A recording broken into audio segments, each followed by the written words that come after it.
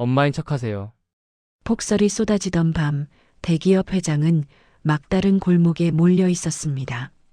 뒤에서 좁혀오는 발소리, 앞을 막아선 낯선 그림자들. 그 순간 처음 보는 청년이 그녀를 끌어안으며 그 말을 속삭였습니다. 왜 하필 엄마였을까요? 그리고 이 청년은 왜 그녀의 인생에 끼어든 걸까요? 사연 시작 전 구독과 좋아요 눌러주시면 더 좋은 이야기로 보답하겠습니다. 지금 어디서 듣고 계신지 댓글에 달아주시면 그곳에 행복이 닿을 수 있도록 기원드리겠습니다. 그해 겨울, 서울에는 12시간 넘게 눈이 내렸습니다. 도로 곳곳이 마비되었지만 해솔그룹 회장 은채는 점심도 거른 채 검은색 롱코트를 걸치고 현관문을 나섰어요. 58배 나이에도 그녀의 걸음에는 망설임이 없었습니다. 운전기사가 조심스럽게 물었습니다. 회장님, 정말 가시겠습니까? 가야 해요.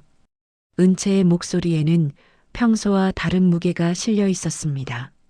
차가운 결에 그 아래 숨어 있는 분노 같은 것이었죠. 검은색 승용차는 눈보라를 뚫고 서울 외곽의 대형 건설 현장으로 향했습니다. 정문에 도착했을 때 시계는 오후 3시를 가리키고 있었어요. 경비원이 차량을 막아섰습니다. 이 시간에는 출입이. 뒷좌석 창문이 스르륵 내려갔어요. 은채의 얼굴을 확인한 경비원이 황급히 차단기를 올렸습니다. 현장 한복판에는 노동자들이 쉬어가는 임시 휴게소가 있었어요. 은채는 그곳을 향해 걸어갔습니다. 비서실장 태진이 우산을 펼쳐들었지만 은채는 손을 저어 거절했어요. 휴게소 안에는 30명 남짓한 노동자들이 모여 있었습니다. 검은 코트를 입은 여자가 들어오자 하나둘 자리에서 일어났어요. 저는 해솔그룹 회장 서은채입니다. 휴게소 안이 순식간에 조용해졌습니다. 폭설이 쏟아지는 대낮에 회장이 직접 나타났다니요. 은채는 휴게소 안을 둘러보았습니다. 낡은 난로, 금이 간 의자들, 찬바람이 새어 들어오는 창문 틈. 그녀의 눈가가 미세하게 떨렸어요. 불편한 환경에서 일하고 계시는군요. 죄송합니다. 노동자들은 당황했습니다. 대기업 회장이 사과를 하다니요. 은채의 다음 말은 더욱 충격적이었어요. 비서실장이 소형 스크린을 켰습니다. 여러 문서들이 화면에 떠올랐어요. 지금 이 현장의 경비와 용역은 진성경비라는 회사가 맡고 있습니다. 폭행, 임금 체불 압박, 산재 은폐 협박. 다 알고 있습니다. 바로 그때 휴게소 문이 벌컥 열렸습니다. 명수였어요. 해솔그룹 경비 및 용역 외주를 총괄하는 임원이었습니다. 55의 나이에 떡 벌어진 어깨, 날카로운 눈매. 현장에서 황제처럼 군림해온 사람이었죠. 회장님, 이게 무슨... 명수는 말을 잇지 못했습니다. 스크린에 떠있는 문서들, 자신을 바라보는 수십 개의 눈동자들. 분위기가 심상치 않았어요. 은채는 명수를 정면으로 마주 보았습니다. 오상무, 잘 오셨네요. 진성경비와의 외주 계약, 오늘부로 전면 종료합니다. 명수의 얼굴이 굳어졌습니다. 하지만 은채는 멈추지 않았어요. 이 자리에서 공식적으로 통보합니다. 오상무가 관리해온 모든 외주 계약을 재검토하겠습니다. 명수의 표정이 일그러졌습니다. 분노, 수치심, 배신감이 뒤섞인 얼굴이었죠. 회장님, 저와 먼저 상의를 하셨어야죠. 상의요? 오상무가 진성경비 대표 장도혁과 어떤 관계인지 제가 모를 것 같았어요? 명수의 눈동자가 흔들렸습니다. 회장이 모든 것을 알고 있었어요. 여기 계신 분들 앞에서 변명은 하지 마세요. 오늘부터 이 현장의 안전관리는 본사 직영으로 전환합니다. 은채는 노동자들을 향해 고개를 숙였습니다. 그동안 고생 많으셨습니다. 그녀는 명수를 쳐다보지도 않은 채 휴게소를 나섰어요. 하얀 눈송이들이 검은 코트 위로 내려앉았습니다. 명수는 홀로 서 있었습니다. 방금 전까지 군림하던 사람이 한순간에 바닥으로 떨어진 것이죠. 그의 주먹이 부르르 떨렸습니다. 회장이 날 사람들 앞에서 죽였어? 이건 그냥 계약 문제가 아니야. 전쟁이다. 밖에서는 폭설이 계속되고 있었습니다. 하지만 진짜 폭풍은 이제 막 시작되려 하고 있었어요. 은채는 건설 현장 정문을 빠져나오자마자 걸음을 재촉했습니다. 폭설이 쏟아지는 날, 그녀의 검은 코트 위로 눈송이가 쉴 새 없이 내려앉았죠. 수행 인원을 최소화한 탓에 곁에는 비서실장 태진과 운전기사뿐이었습니다. 차량이 대기한 곳까지는 약 300m 거리였어요. 뒤를 돌아보았을 때 은채는 자신의 직감이 틀리지 않았음을 깨달았습니다. 검은 점퍼를 입은 사내 4명이 20m쯤 뒤에서 따라오고 있었어요. 회장님, 저쪽으로 돌아가시죠. 태진이 낮은 목소리로 말했습니다. 은채는 고개를 끄덕이며 재개발 구역 쪽 골목으로 방향을 틀었어요. 그때 골목 저편에서 또 다른 사내 2명이 나타났습니다. 앞뒤로 포위당한 것이었어요. 실장님, 제가 신호하면 저 골목으로 뛰세요. 은채는 말을 마치자마자 몸을 날렸습니다. 태진과 운전기사가 사내들의 앞을 막았고 몸싸움이 시작되었어요. 은채는 뒤도 돌아보지 않고 달렸습니다. 눈이 쌓인 바닥은 미끄러웠고 하이힐을 신은 발은 자꾸만 중심을 잃었어요. 뒤에서 발소리가 점점 가까워지고 있었습니다. 그 순간 은채의 발이 얼어붙은 눈 위에서 미끄러졌어요. 차가운 바닥 위로 넘어졌습니다. 고개를 들었을 때 그녀의 얼굴이 하얗게 질렸어요. 막다른 골목이었습니다. 찾았다. 추격하던 사내가 골목 입구의 모습을 드러냈습니다. 그의 목에는 굵은 금목걸이가 걸려 있었고 입가에 잔인한 미소가 번졌어요. 회장님, 왜 이렇게 고생을 하셔요? 사내가 한 발짝 다가올 때마다 은채는 뒷걸음질 쳤습니다. 등이 차가운 벽에 닿았을 때 더 이상 물러설 곳이 없음을 깨달았어요. 바로 그때였습니다. 누군가의 손이 갑자기 은채의 입을 막았어요. 귓가에 낮고 급한 속삭임이 들려왔습니다. 엄마인 척하세요. 지금 아니면 끝입니다. 젊은 남자 목소리였어요. 살아남아야 한다는 본능이 그녀를 움직였습니다. 은채가 고개를 끄덕이자 그 손이 천천히 물러났어요. 뒤를 돌아보니 29쯤 되어 보이는 청년이 서 있었습니다. 청년은 은채의 어깨에 팔을 두르며 자연스럽게 그녀를 부축했어요. 아이고, 어머니. 또 여기까지 오셨어요. 집에 가셔야죠. 그의 목소리는 놀라울 정도로 다정했습니다. 은채도 곧바로 연기에 동참했어요. 응, 미안해. 엄마가 또 길을 잃었구나. 사내가 멈칫했습니다. 야, 뭐야? 너 누구야? 청년이 고개를 돌려 사내를 바라보았어요. 저요? 이 동네 사는데요. 우리 어머니가 치매가 있어서 가끔 밤에 돌아다니세요. 은채는 고개를 푹 숙이고 초점 없는 눈으로 허공을 바라보았습니다. 입술을 달싹이며 알 수 없는 말을 중얼거렸어요. 진짜 치매야? 사내의 목소리에 확신이 사라졌습니다. 조금 전까지 쫓던 회장은 우아하고 당당한 모습이었어요. 그런데 눈앞에 놓이는 평범한 치매 환자처럼 보였습니다. 뒤에서 다른 사내가 작게 물었어요. 전염 맞아? 금목걸이 사내가 고개를 저었습니다. 아닌 것 같아. 완전 정신 나간 할머니야. 청년이 은채를 부축하며 말했어요. 어머니, 빨리 가요. 사내들 옆을 지나칠 때 은채의 심장이 미친 듯이 뛰었습니다. 골목을 빠져나올 때까지 아무도 그들을 막지 않았어요.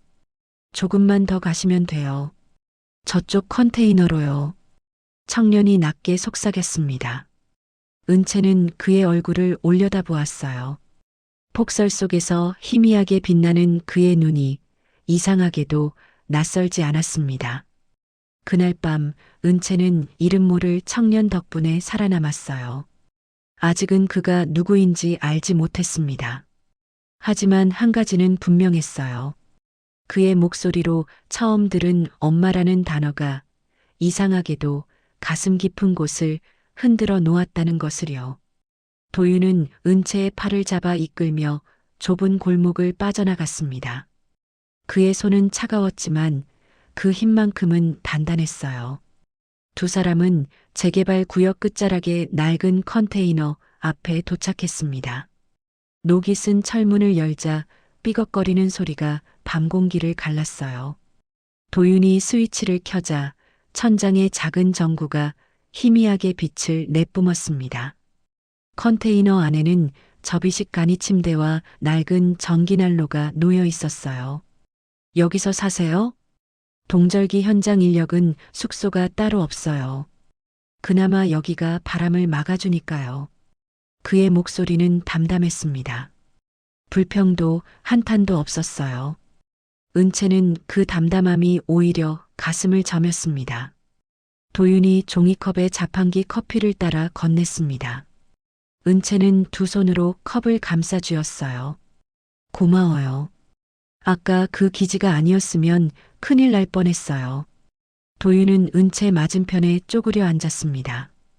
그제야 은채는 희미한 불빛 아래에서 그의 얼굴을 제대로 마주할 수 있었어요. 그 순간 은채의 심장이 멈추는 것 같았습니다. 날카로우면서도 부드러운 눈매, 곱게 뻗은 콧날, 입꼬리가 살짝 올라간 입술 라인. 그것은 22년 전 심장마비로 세상을 떠난 남편의 얼굴이었습니다. 은채의 손이 떨리기 시작했습니다. 종이컵 안에 커피가 출렁거렸어요. 저기 괜찮으세요? 도윤이 걱정스러운 눈으로 물었습니다. 그 눈빛마저도 남편을 닮아 있었어요. 희미한 불빛 아래 도윤의 얼굴 위로 또 다른 얼굴이 겹쳐 보였습니다. 22년 전 7살이던 아이의 얼굴이었어요. 은채의 눈앞에 그날의 기억이 밀려왔습니다. 2003년 5월의 어느 날이었어요. 은채는 7살 아들의 손을 잡고 놀이공원에 갔었습니다. 아이는 솜사탕을 들고 종종 걸음으로 뛰어다녔죠. 은채는 잠깐 핸드폰을 확인했어요. 고작 3초였습니다. 손을 놓은 시간은요. 고개를 들었을 때 아이는 사라지고 없었어요. 경찰에 신고하고 전단지를 뿌렸습니다. 하지만 아이는 끝내 돌아오지 않았죠. 그 후로 22년이 흘렀습니다. 아이가 살아있다면 올해 29살이 되었을 거예요. 혹시 몇 년생이에요? 은채의 목소리가 떨렸습니다. 1996년생이요. 1996년. 맞았어요. 은채의 심장이 미친 듯이 뛰기 시작했습니다. 나이도 얼굴도 설명할 수 없는 이 묘한 끌림까지 우연의 일치라고 하기엔 너무 많은 것들이 맞아떨어졌어요. 하지만 은채는 입을 열지 못했습니다. 만약 틀렸다면요. 희망을 품었다가 또다시 무너지는 고통을 감당할 자신이 없었습니다. 많이 놀라셨나 봐요. 그쪽은 왜 위험을 감수하면서 날 도와준 거예요? 그냥요. 눈앞에서 누군가 위험에 처해 있는데 모른 척 할 수가 없었어요. 예전에 그런 일을 했었거든요. 사람 살리는 일이요. 그의 눈빛이 잠깐 흔들렸습니다. 이제는 그런 일 못하지만요. 은채는 그의 말끝에 서린 쓸쓸함을 느꼈습니다. 은채가 자리에서 일어나려다 비틀거렸어요. 조심하세요. 도윤이 재빨리 은채의 팔을 잡아주었습니다. 그 손길이 닿는 순간 은채의 눈가에 눈물이 맺혔어요. 하지만 은채는 눈물을 삼켰습니다. 아직은 확신할 수 없었으니까요. 고마워요. 정말 고마워요. 컨테이너 문을 나서며 뒤를 돌아보았어요. 도윤의 얼굴 위로 남편의 얼굴이, 그리고 7살 아들의 얼굴이 겹쳐졌습니다. 은채는 마음속으로 다짐했어요. 반드시 알아내겠다고요. 하지만 지금은 서두르면 안 되었습니다. 22년을 기다렸으니 조금만 더 기다릴 수 있었어요. 폭설은 그쳤지만 은채의 마음속에는 더 큰 폭풍이 몰아치고 있었습니다. 낡은 컨테이너 안은 생각보다 따뜻했습니다. 도윤이 어디선가 가져온 작은 전기 히터가 붉은 빛을 내뿜으며 겨우 한기를 막아주고 있었죠. 은채는 녹슨 의자에 앉아 떨리는 손을 무릎 위에 올려놓았습니다. 도윤은 컨테이너 한쪽의 짐들을 정리하기 시작했어요. 마치 겁먹은 동물을 자극하지 않으려는 것처럼 조심스러운 움직임이었습니다. 따뜻한 거라도 드릴게요. 도윤이 낮게 말하며 선반 위에 보온병을 집어들었습니다. 그 순간 작업복 안에 입고 있던 외투가 어깨에서 미끄러져 내렸어요. 은채의 눈동자가 멈췄습니다. 왼쪽 쇄골 아래 어깨와 가슴 사이에 깊게 패인 흉터가 있었어요. 길이가 대략 5cm쯤 되어 보였고 오래전에 생긴 것임에도 피부가 움푹 들어가 있었습니다. 은채의 심장이 쿵 하고 내려앉았습니다. 22년 전의 기억이 파도처럼 밀려왔어요. 여름이었습니다. 유난히 더운 8월의 어느 오후였죠. 7살이던 아들은 놀이터에서 놀고 있었어요. 은채는 회사 긴급 전화를 받느라 아이에게서 딱 3분만 눈을 뗐습니다. 그 3분이 모든 걸 바꿔버렸습니다. 아이가 갑자기 쓰러졌어요. 선천성 부정맥 때문이었죠. 놀이터 바닥에 축 늘어진 아이. 새파랗게 질린 입술. 은채는 미친 듯이 심폐소생술을 했습니다. 병원 응급실에서 의사는 고개를 저었습니다. 심장에 직접 접근해야 합니다. 지금 당장이요. 응급개용 시술이었어요. 의사는 아이의 왼쪽 쇄골 아래를 절개하고 직접 심장을 만져 다시 뛰게 했습니다. 그 시술이 평생 지워지지 않을 흉터를 남겼죠. 바로 저 위치, 바로 저 모양이었습니다. 은채는 눈을 질끈 감았어요. 병원 복도에서 오열하던 자신이 떠올랐습니다. 그로부터 3주 후 아이는 사라졌습니다. 은채가 잠깐 집안에서 일을 보는 사이 마당에서 놀던 아이가 감쪽같이 없어졌어요. 전국에 실종 전단이 뿌려졌지만 아이는 끝내 돌아오지 않았습니다. 눈을 떴을 때 도윤은 따뜻한 물이 담긴 컵을 내밀고 있었어요. 많이 놀라셨죠? 이거 드세요. 은채는 떨리는 손으로 컵을 받았습니다. 도윤의 얼굴을 올려다보았어요. 죽은 남편과 닮은 눈매, 약간 처진 눈꼬리. 실종된 아이가 자라면 이렇게 되지 않았을까 하는 생각이 들었습니다. 그리고 그 흉터, 같은 위치, 같은 모양. 은채의 입술이 바르르 떨렸습니다. 당장이라도 물어보고 싶었어요. 당신 어디서 태어났냐고, 그 흉터는 언제 생긴 거냐고. 22년을 기다려온 질문들이 목구멍까지 차올랐습니다. 하지만 은채는 입을 다물었어요. 지금 이 청년에게 모든 걸 물어본다면 어떻게 될까요? 어쩌면 자신이 버려진 아이라고 믿으며 살아왔을지도 모릅니다. 그런 아이에게 갑자기 내가 내 아들이라고 말한다면요? 믿어줄까요? 아니면 도망칠까요? 은채는 이를 악물었습니다. 지금 이 아이를 흔들면 모든 걸 망칠 수 있었어요. 확신 없이 다가갔다가 아이가 떠나버리면 다시 한번 아들을 잃는 것이었습니다. 기다려야 했어요. 이 아이가 진짜 자신의 아들인지 알아낼 때까지 아무것도 모르는 척해야 했습니다. 저기요, 괜찮으세요? 도윤이 걱정스러운 눈으로 은채를 바라보았어요. 괜찮아요. 은채는 겨우 그 한마디를 내뱉었습니다. 목소리가 갈라졌지만 도윤은 그저 아까의 충격 때문이라고 생각하는 듯 했어요. 흉터는 기억을 증명하는 가장 잔인한 증거였습니다. 그리고 은채는 그 증거 앞에서 22년 만에 처음으로 희망을 품게 되었어요. 창밖에는 여전히 눈이 내리고 있었습니다. 그날 밤 명수는 현장 관리동 지하 보안실로 향했습니다.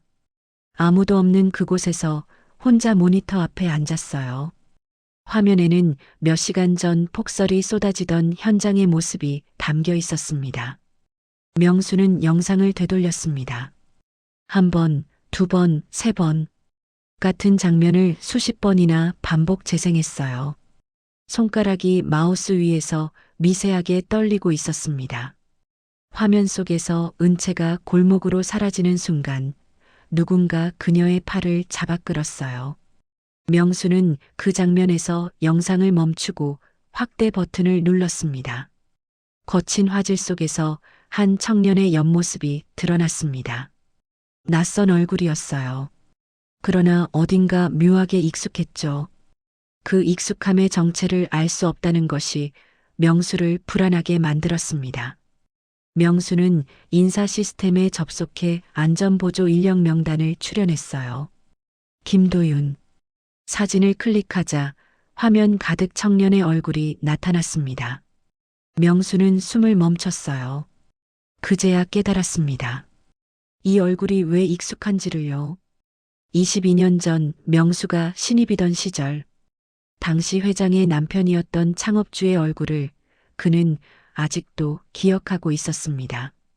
카리스마 넘치는 눈매, 날카로운 콧날, 화면 속 청년의 얼굴에서 그 모든 것이 겹쳐 보였어요. 명수의 심장이 빠르게 뛰기 시작했습니다. 의자에서 일어나 사무실 안을 서성였어요. 설마, 그럴 리가 없어. 그 애는 22년 전에 사라졌어. 그런데 왜 저 얼굴이 이렇게 닮은 거야? 명수는 다시 컴퓨터 앞에 앉아 기밀 기록 보관소에 접속했습니다. 검색창에 2003년 5월을 입력하자 한 개의 폴더가 나타났어요. 회장 자녀 실종 사건. 사진 파일을 열자 7살 남자아이의 얼굴이 화면에 나타났습니다. 명수는 그 사진 옆에 도윤의 인사 기록 사진을 띄웠어요. 두 얼굴을 번갈아 보던 그의 입에서 낮은 신음이 흘러나왔습니다. 눈의 형태, 코의 높이, 턱선의 각도.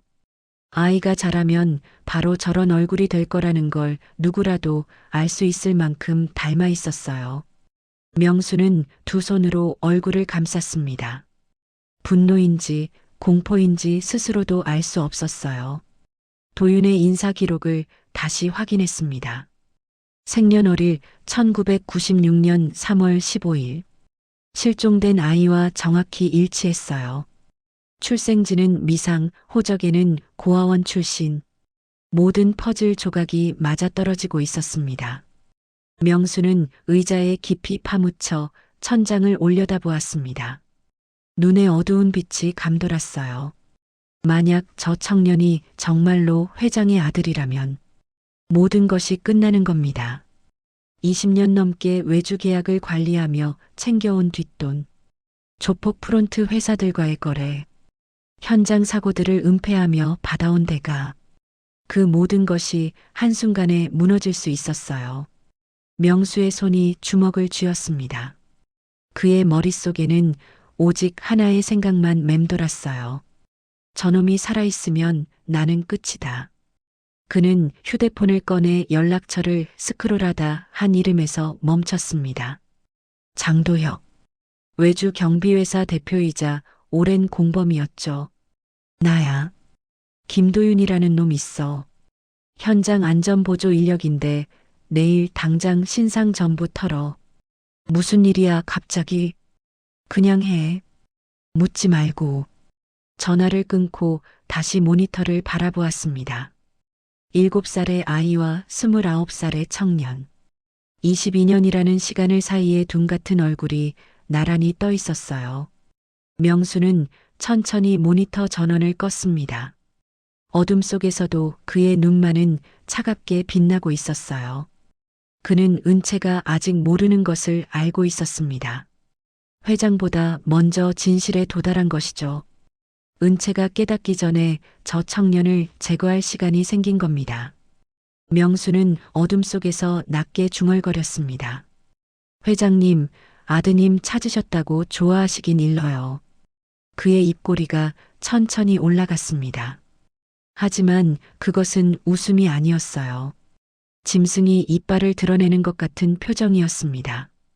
그날 밤 명수는 강남 외곽의 허름한 고깃집 뒷방에 앉아 있었습니다. 테이블 위 소주병은 손도 대지 않은 채였어요. 창문 너머 빗소리가 신경을 날카롭게 만들었습니다. 문이 열리고 장도혁이 들어왔습니다. 검은 코트깃을 세운 그의 얼굴에는 어떤 감정도 읽히지 않았어요. 도혁은 맞은편에 앉으며 담배를 꺼내 물었습니다. 20년 넘게 알고 지낸 사이였죠. 서로의 비밀을 알았고 서로의 손에 피가 묻어 있다는 것도 알았습니다. 그래서 명수는 빙 둘러 말하지 않았어요. 한 놈 처리해야 돼. 명수의 목소리는 낮고 건조했습니다. 도혁은 담배 연기를 내뿜으며 고개를 끄덕였어요. 누군데? 명수는 주머니에서 접힌 종이를 꺼내 펼쳤습니다. 건설 현장 CCTV에서 캡처한 사진이었어요. 눈보라 속에서 은채의 손을 잡고 있던 청년의 얼굴이 찍혀 있었습니다. 회장 남편 닮았네. 22년 전 회장 아들이 실종됐어. 그때 7살이었지. 저놈 나이가 29이야. 도혁은 천천히 담배를 재떨이에 비볐습니다. 명수의 눈동자가 차갑게 빛났습니다. 저 청년이 회장의 아들이라면 지금까지 쌓아온 모든 것이 한순간에 무너질 수도 있었죠. 저놈이 살아있으면 난 끝이야. 무거운 침묵이 흘렀습니다. 사고로 처리해. 깔끔하게. 도혁은 천천히 고개를 끄덕였습니다. 현장이니까 어렵진 않겠네. 공사장에선 사람이 죽어도 사고야. 마치 내일 날씨를 얘기하듯 담담했어요. 그 무심함이 오히려 섬뜩했습니다. 내일 동절기 제설 작업이 있어. 가설 통로 안전 점검도 같이 하고 거기에 투입시키면 되겠군. 다음 날 아침 도윤은 현장에 도착했습니다. 밤새 내린 눈이 세상을 하얗게 뒤덮고 있었어요. 반장이 다가왔습니다. 오늘 가설 통로 제설 작업이야. 안전 점검도 같이 해. 혼자 올라가요? 반장은 어색하게 시선을 피했어요. 응, 인력이 부족해서. 평소라면 위험구역에는 2명 이상을 투입했습니다. 하지만 도윤은 크게 신경 쓰지 않았어요. 도윤이 가설 통로로 향하는 동안 검은 점퍼를 입은 사내 2명이 그를 지켜보고 있었습니다. 도윤이 계단을 오르기 시작했을 때 사내들은 통로 중간 난간으로 다가갔어요. 렌치를 꺼내 고정핀을 하나씩 풀었습니다. 난간은 겉으로 보기엔 멀쩡했지만 체중을 버틸 수 없는 상태가 되었어요. 도윤은 그 사실을 모른 채 계단을 올랐습니다. 어젯밤 지수에게서 온 문자가 떠올랐어요. 퇴근하면 같이 저녁 먹자는 내용이었죠. 입가에 미소가 번졌습니다. 중간 지점에서 아래를 내려다보던 순간 검은색 세단 한 대가 눈에 들어왔어요. 며칠 전 밤 자신이 한 여자를 도왔을 때 보았던 차량이었습니다. 차에서 내린 중년 남자가 고개를 들어 올려다보았습니다. 도윤과 눈이 마주쳤어요. 사냥감을 노리는 맹수처럼 차가운 눈빛이었죠. 도윤은 고개를 돌려 작업에 집중했습니다. 그때 손이 난간에 스쳤어요. 난간이 흔들렸습니다. 몸을 낮추고 살펴본 그의 얼굴이 굳어졌어요. 고정핀이 빠져 있었습니다. 하나가 아니라 여러 개가요. 이것은 노후화가 아니었습니다. 누군가 일부러 한 것이었어요. 도윤의 심장이 빠르게 뛰었습니다. 아래에서 자신을 올려다보던 남자는 이미 사라지고 없었어요. 차가운 바람이 불어왔습니다. 도윤은 가설 통로 위에 홀로 서서 하얀 입김을 내뱉었어요. 누가 왜 자신을 죽이려 하는 걸까요? 도윤은 아직 그 답을 알지 못했습니다. 하지만 한 가지는 확실했어요. 며칠 전 그 눈보라 속에서 일어난 일이 자신의 인생을 완전히 바꿔놓으려 하고 있다는 것을요.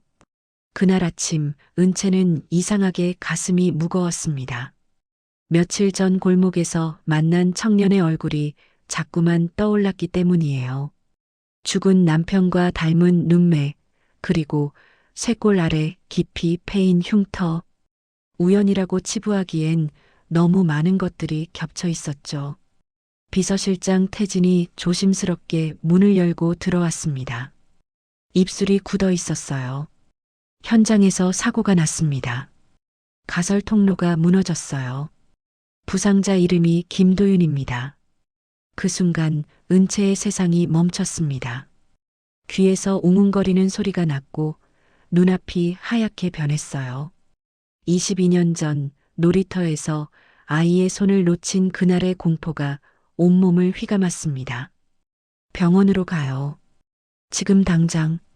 병원까지 가는 길이 20년처럼 느껴졌습니다. 은채는 손을 꼭 쥐고 있었어요. 손톱이 손바닥을 파고들었지만 아픔조차 느끼지 못했죠. 그 아이가 정말 내 아들이라면, 이렇게 허무하게 떠나버린다면. 눈물이 차올랐지만 흘리지 않았습니다. 응급실에 도착했을 때 도윤은 이미 수술실로 옮겨진 뒤였어요. 은채는 빨간 불이 켜진 문 앞에 서서 움직이지 않았습니다. 앉으면 무너질 것 같았거든요. 2시간이 지났습니다. 수술실 문이 열리고 의사가 걸어 나왔어요. 다행히 생명에는 지장이 없습니다. 다만 출혈이 심해서 수혈이 필요해요. 그런데 좀 특이한 점이 있습니다. 의사가 뭔가 이상하다는 듯 은채를 바라보았습니다. 환자분 혈액형이 RB형인데요. 굉장히 희귀한 타입이에요. 회장님께서도 RB형으로 알고 있는데 혹시 친척 관계이신가요? 은채의 심장이 멈추는 것 같았습니다. RB형. 1만 명 중 1명꼴로 나타나는 희귀 혈액형이었어요. 22년 전 잃어버린 아이도 같은 혈액형이었죠. 유전자 검사를 해주세요. 지금 당장 친자 확인이요. 의사는 당황한 표정을 지었지만 은채의 눈빛을 보고는 더 이상 묻지 않았습니다. 그 눈에는 간절함과 두려움, 그리고 희망이 뒤섞여 있었거든요. 검사 결과가 나오기까지 8시간이 걸렸습니다. 은채는 중환자실 앞긴 의자에 앉아 천장만 바라보았어요. 아이를 잃어버린 후 단 하루도 그 아이를 잊은 적이 없었습니다. 매년 생일마다 혼자 촛불을 켰죠. 그런데 그 아이가 바로 눈앞에 있었던 겁니다. 회장님, 결과가 나왔습니다. 태진의 손에 서류 봉투가 들려 있었어요. 은채는 떨리는 손으로 봉투를 받았습니다. 결론이 적힌 그 한 줄을 찾았어요. 친자 확률 99.999%. 은채의 눈에서 눈물이 흘러내렸습니다. 22년 동안 눌러왔던 감정이 한꺼번에 터져나왔죠. 내 아들이야. 살아있었어. 은채는 서류를 가슴에 꼭 끌어안았습니다. 22년을 찾아 헤맸던 아이가 살아있다는 사실, 그것만으로도 가슴이 터질 것 같았거든요. 면회가 허락되었습니다. 침대에 누운 도윤의 창백한 얼굴이 눈에 들어왔어요. 은채는 조심스럽게 아들의 손을 잡았습니다.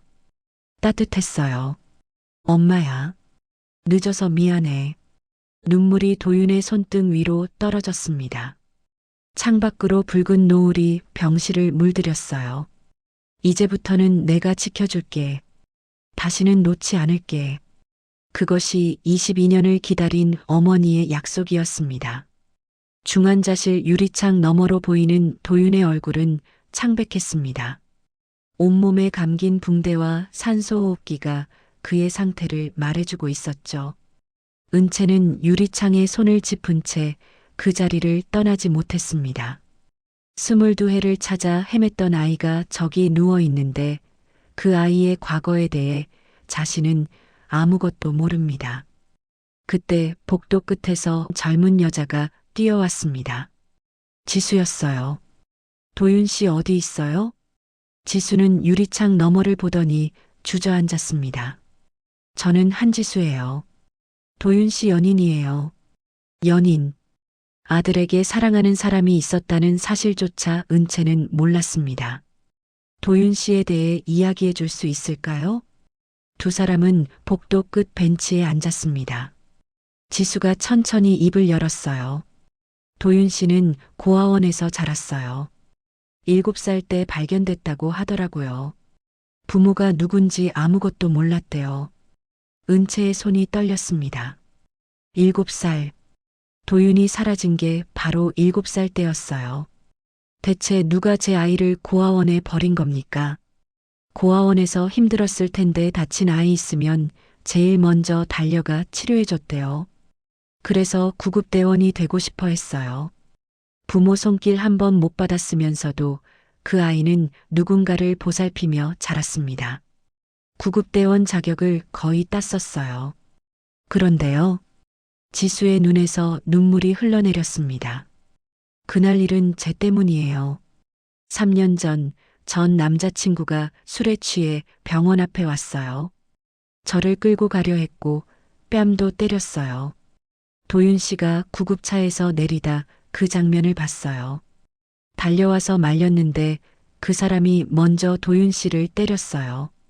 코피가 터졌는데도 참았어요. 근데 그 사람이 제 머리채를 잡고 바닥에 넘어뜨렸어요. 지수의 손이 떨렸습니다. 그걸 본 도윤 씨가 그제야 밀쳤어요.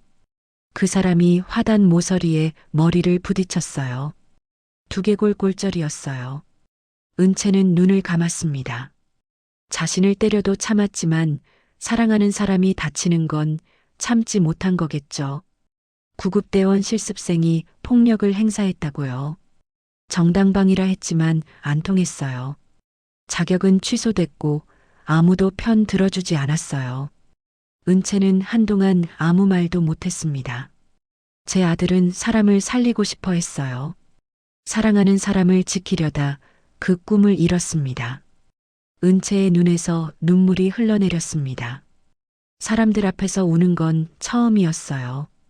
지수 씨, 당신 잘못 아니에요. 도윤이는 옳은 일을 한 거예요. 은채는 지수의 차갑게 식은 손을 잡았습니다. 그 아이는 제 아들이에요. 22해 전에 잃어버린 아들이에요.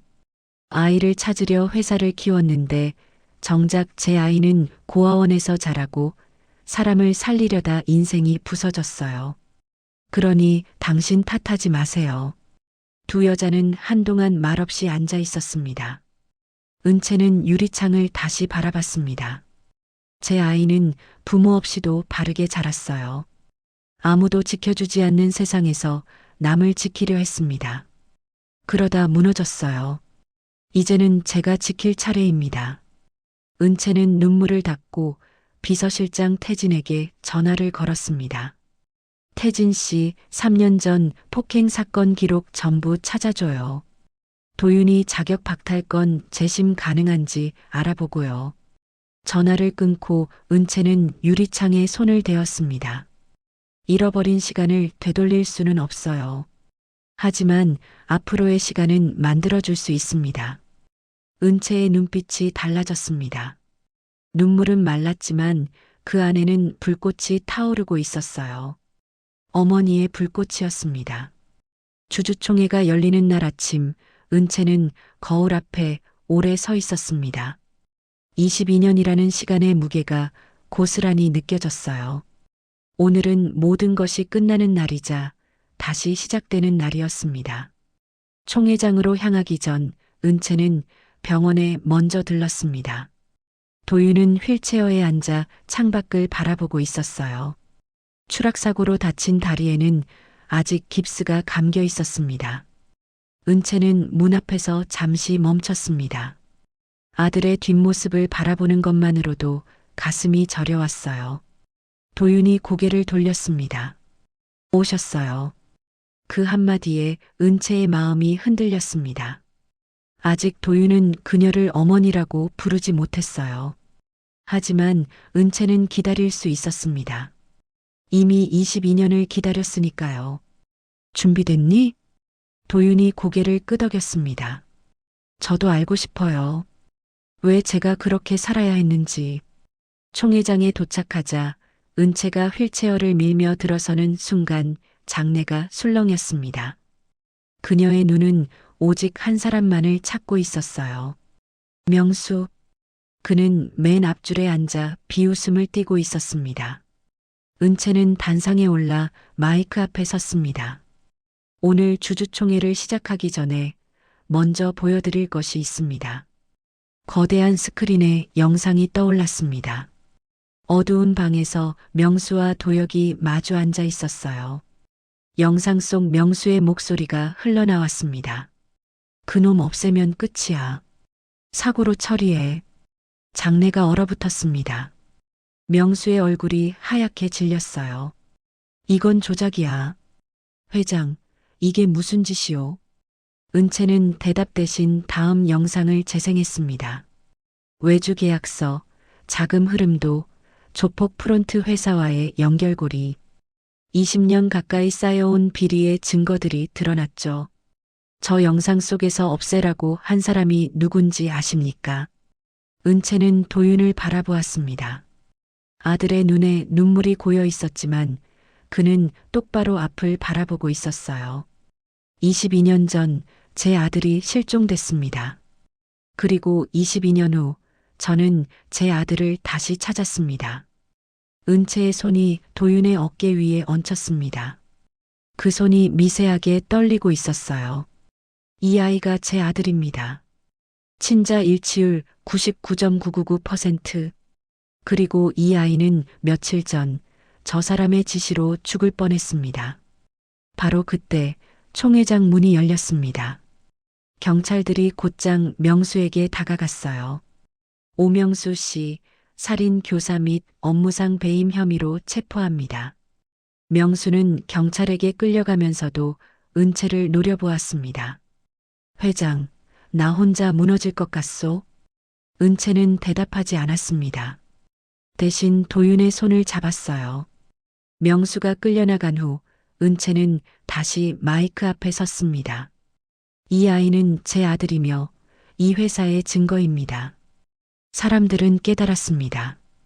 회장이 말하는 증거란 이 회사가 얼마나 썩어 있었는지를 보여주는 살아있는 증거였죠. 도윤의 뺨 위로 눈물이 흘러내렸습니다. 하지만 그의 입가에는 희미한 미소가 번지고 있었어요.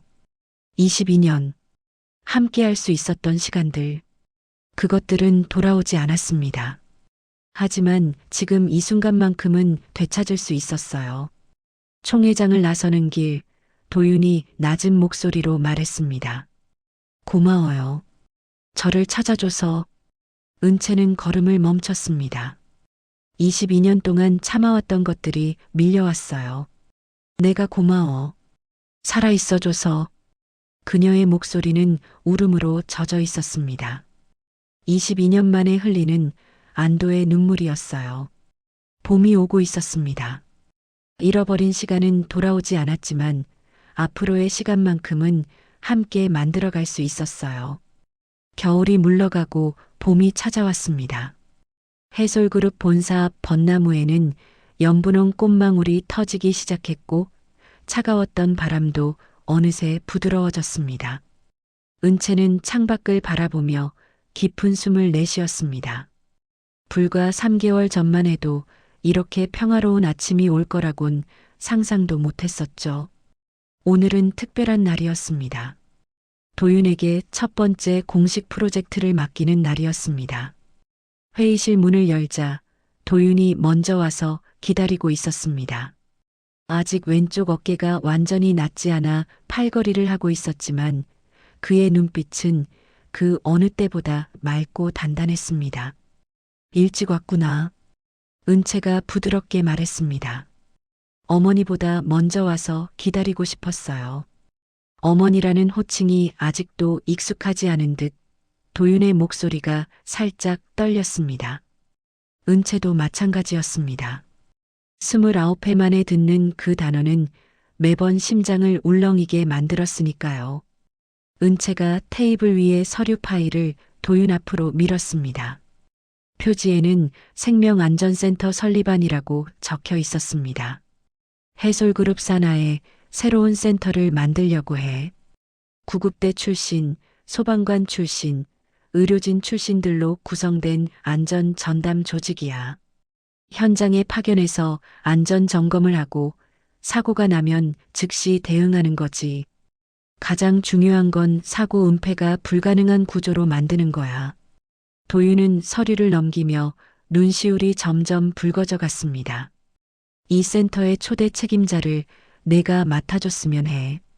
도윤이 고개를 들었습니다. 그의 눈에는 눈물이 그렁그렁 맺혀 있었습니다. 저는 자격이 없어요.